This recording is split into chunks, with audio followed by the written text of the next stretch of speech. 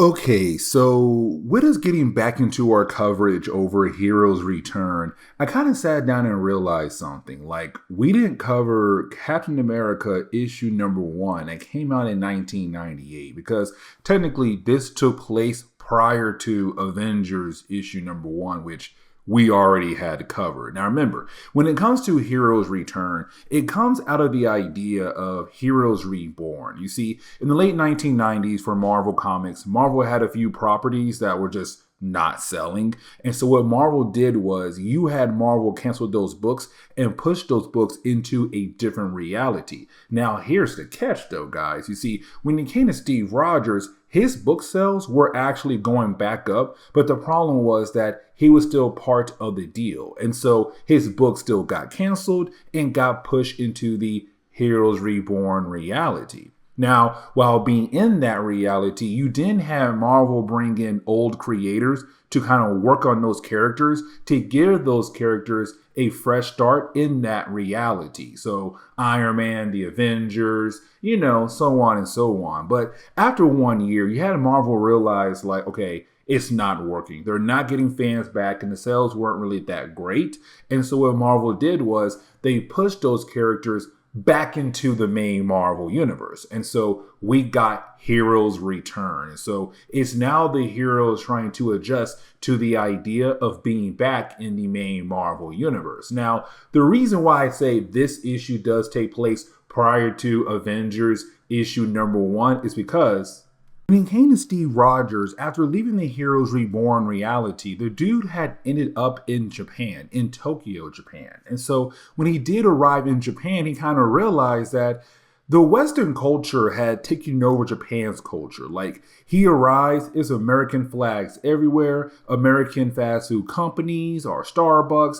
things like that. And so for Steve, it's kind of shocking. Now, it's not like everyone in Japan has open arms to the idea of the Western culture because we do get introduced to a character. And guys, I am going to butcher his name, so please forgive me. And I already know going to be somebody in the comments saying I'm wrong, but guys, again, please forgive me. But his name is Agutagawa. Now, when it comes to this character, he hates the idea of Japan losing its culture and allowing the American culture to, well, basically take over. So he had created a strike force. Now, within the strike force, I am also going to mispronounce the name as well. And the strike force is called Strike Force Yokoyi. And I really hope I did pronounce that correctly. Now, here's the thing about the strike force, though. You see, they're right now trying to bring back the old culture and push out the Western culture, especially the American culture. And so with that happening, when it came to Steve Rogers, when he arrived in Tokyo, Japan, it was when he had the strike force trying to show off what they mean by bringing back the old culture. So for Steve, he has to step in. But here's the thing, because when it came to our heroes, quote unquote, dying in the Avengers X-Men Onslaught event that led into Heroes Reborn, to the public in the main Marvel universe, those heroes were dead. The Avengers, Fantastic Four, they were quote unquote dead. And so for good old Captain America, when he arrives here in Japan, you have all these different folks really amazed by him for the fact that, one, it does seem like he is the original Captain America, but also the fact too, like, he is really popular in Japan for another reason. Now, we don't get the chance to learn what that reason is, but for Steve, he does lose his target when it comes to bringing down the leader of the strike force. Now, we're also kind of given this splash page, right, in the middle of the book where it's kind of like reminding us the origin of Captain America. Now, for me personally, I kind of feel like it was put there to also remind us to ignore the last origin done for Steve Rogers in the Heroes Reborn reality. And the reason why for me personally, I kind of feel like that origin in that series was pretty weird, pretty messed up. And so I kind of feel like it was Marvel saying, we are locking that away. And here is the good old classic origin for good old Captain America. Now, when it comes to Steve Rogers, he does walk around the area trying his best to locate the leader of the strike force. The problem is that he can't find the leader. Now, here's the thing, because while he's walking around, the public, they're kind of acting weird towards him. Now, there are two reasons why they're acting weird. Because again, when it came to our heroes, when they had disappeared and went into the Heroes Reborn reality to the public, they were dead. Now, of course, we already know that's not the case, but with him walking around, they believe it's somebody else just dressed up as him, and that's really it. Now, the second reason why we don't learn here in this section, but when you do have Steve walking around, he does walk past a television. And of course, you have the Fantastic Four on TV informing the public that they are officially back. Now, for Steve, he does not remember the Heroes Reborn reality at the moment. For him, the only thing he remembers is fighting against Onslaught. But again, for the Fantastic Four, they are informing the public like, hey, listen, we are back and so are the Avengers. Only 3 characters right now are missing. Iron Man, Thor, and Captain America are currently missing. And that's why I say this issue right here does take place prior to Avengers #1. Now, we do kind of get a small history lesson on the idea of like the backstory of the Strike Force. Like, where did it come from? We do learn that it was built on the idea of one guy known as Hashikura. When it came to Hashikura, he hated the idea of Japan allowing the Western culture to come into their country. And so him and 4 other people of his group, they had attacked a military barrack in in Tokyo. Now, when they did that, it was also them trying to give out a speech as well to basically say why Japan should not allow the Western culture into their country, but also they were trying to impose the brand new constitution. The problem was that right after that, they had committed suicide, hoping it would help their cause. The problem was it did not. Now, the Strike Force is really built off the idea of that one man. But apparently, when it came to one of the members who were also supposed to commit suicide, well, he did not do that. And that would be Akutagawa. He was the man who had basically built up the Strike Force, but the reason why, because he did not commit suicide alongside with his mentor, Hashikura. And so because of that, he's now trying to redeem himself. Now, we also learn here that there is a brand new movie being released in Japan.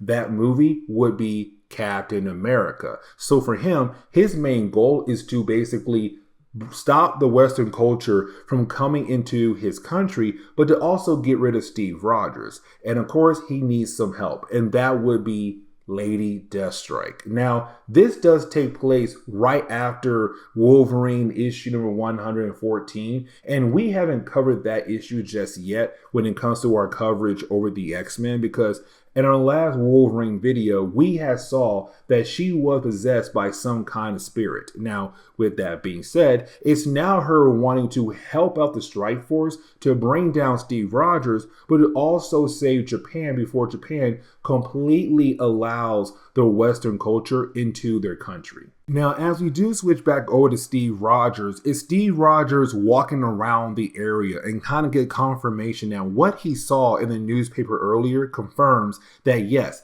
right now they're trying to release a movie about him. Now, for Steve, he completely understands why the Strike Force is trying to make their move, because right now it's the Western culture just taking over the Japanese culture, basically slowly getting rid of it. And with the idea of Captain America being released in Japan, being the symbol of America technically, it's kind of like, oh yes, that right there proves the Western culture has officially taken over Japan. Now, of course, you have different people right now in the government allowing it because they believe it's better for Japan to open up their doors to allow other cultures and not be a closed society. Now, it's not everyone like that. You still have some folks out there who clearly disagree with the idea of Japan opening up their doors to allow these other cultures to come into their country. Now, with all that being said, you didn't have the Strike Force begin to make their move, including bringing in Lady Deathstrike. You see, what they're going to do is they're going to release nerve gas as a way to kill off the people who are right now in the theater watching the brand new movie. Now, while you have the leader of the Strike Force trying his best to get the nerve gas ready, you have Steve right now trying to, well, fight against Lady Deathstrike. Now, while you have the two characters fighting, it's also Steve reminding us that even though he truly understands why the Strike Force is very upset about the idea of the Western culture coming into their country and almost doing complete takeover, at the same time, he hates the idea of innocent people getting hurt or forcing folks to commit suicide as a way to bring back the old ways is completely wrong. Now, it's also Steve kind of going against some things about the culture as well in some areas when it comes to the old ways of Japan culture. But either way, you do have Steve fighting against Lady Deathstrike. Now, once you do have Steve being able to bring her, not him, being able to bring her down, he must now switch his attention over to the leader of the Strike Force. Because for the leader of the Strike Force, he right now has his hand on the trigger. And so with his hand on the trigger, he can go ahead and kill everyone in the room at the moment. But it's Steve right now knowing that if he uses his words in the right way, he should be able to stop this guy. He says, listen, if you're trying to bring back the old culture, then why in the world right now are you trying to, speak English? Like, you speak very fluent English here. And that right there is not really the old ways of Japanese culture. But on top of that, here you are right now being a coward. In your culture, you should be a strong warrior. But you cannot hit that button for the nerve gas as a way to kill yourself. So here you are right now being a coward. And so with the leader right now kind of taking in the words of Steve Rogers and being almost completely frozen, it allows Steve enough time to go ahead and bring him down. Now, with him being defeated, it's now Steve realizing like, okay, I am back and the world needs to know that I am back now.